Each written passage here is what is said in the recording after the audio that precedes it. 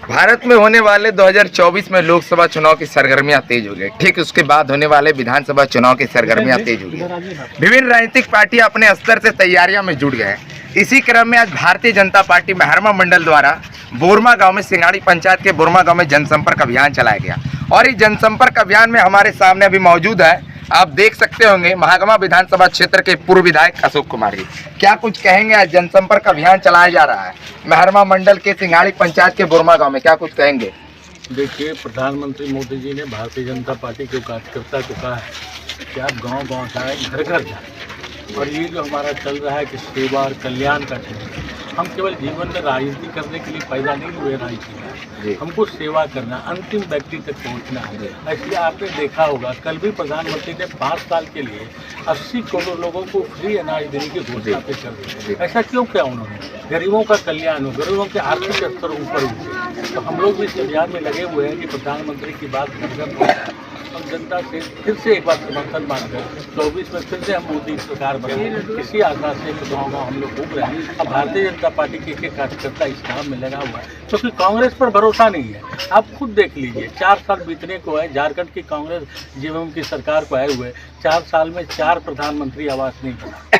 अब 4 साल के अंदर आपने देखा होगा बिजली का दर बढ़ा दिया। केवल बिजली का ही दर नहीं बढ़ा है, बिजली का जो इतना काम चल रहा था वो बंद हो गया। 4 साल के अंदर इस सरकार में भ्रष्टाचार का सबसे ज़्यादा टूटा, जो करोड़ों रुपया पकड़ाया गया।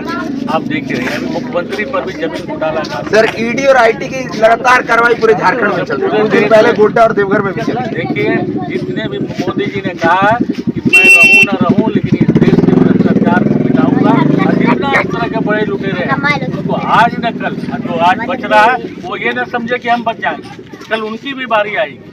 और जिस हिसाब से देश चल रहा है, बैंक का ट्रांजैक्शन आप देख रहे होंगे, ये सब मोदी को पता चल रहा है। अब कोई बचेगा नहीं, चाहे भारतीय जनता पार्टी का कोई नेता होगा वो भी नहीं बचेगा, और कोई विरोधी दल का है, कोई व्यवसायी है, वो भी नहीं बचेगा।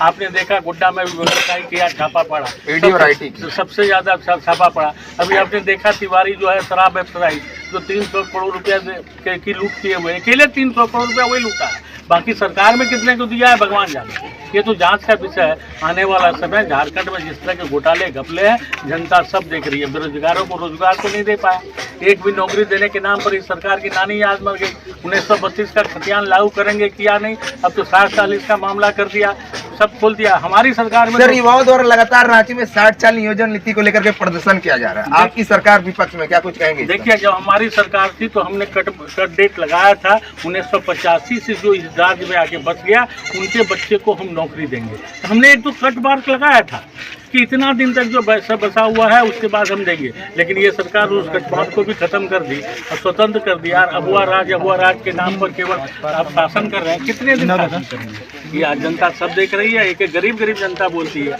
कि हमारा 2 महीने का, साल में 2 बार चावल गायब हो जाता है बाबू, हम लोग लाचार है, कोई सुनने वाला नहीं है। आज हॉस्पिटल में आप चले जाइए, जो वो क्या कहते हैं, आपको बच्चे होने पर जो पैसा मिलता है उसमें भी मातृत्व वंदना, हाँ, मातृत्व वंदना योजना के तहत उसमें भी 1000 रुपया काट लिया जाता है। एक महिला को पैसा मिलता है भारत सरकार से 6500 के आसपास, उसमें भी आप 1000 रुपया काट लेते हैं। ये कैसी व्यवस्था है? क्या लगता है 2024 में पुनः प्रधानमंत्री जी की सरकार आएंगी लोकसभा में? देखिए, मैं लगातार गांव जा रहा हूं, रोज 1 गांव 2 गांव का यात्रा कर रहा हूं। जनता को मोदी पर भरोसा है, वही कल्याण करेगा इस देश को, दूसरा कोई नेता नहीं। और झारखंड विधानसभा चुनाव ठीक उसके बाद लोकसभा चुनाव, क्या उसमें लगता है? देखिए, जनता जब तय कर लेगी ना तो ये सरकार को जाते देर नहीं लेगी। ये सरकार का जाना तय है, ये निश्चित मानिए कि ये सरकार झारखंड की जाएगी, इसको कोई नहीं रोक सकता।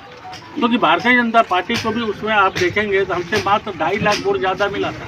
उसमें बाबूलाल जी हमारे साथ नहीं था, आज बाबूलाल जी हमारे साथ है, आज आजसू पार्टी हमारे साथ है। भारतीय जनता पार्टी अपने कार्यकर्ताओं नीचे स्तर तक अपनी पकड़ बढ़ाई, जनता ने भरोसा जगा दिया। इस सरकार से रांची है पूर्ण बहुमत की सरकार झारखंड में। पूर्ण बहुमत कितने सीटों के साथ? ये सीट तो तुलना नहीं कर, लेकिन पूर्ण बहुमत की सरकार इस बार बनने जा रही है। 24 होने वाले लोकसभा चुनाव की सरगर्मियां तेज होते हैं, विभिन्न राजनीतिक दल अपनी स्तर से तैयारियों में जुड़ गए हैं। इनका भी कहना है कि पुनः माननीय प्रधानमंत्री जी की सरकारें आएगी। कैमरामैन अमन के साथ शिवम गोस्वामी, झारखंड न्यूज़ गोड्डा।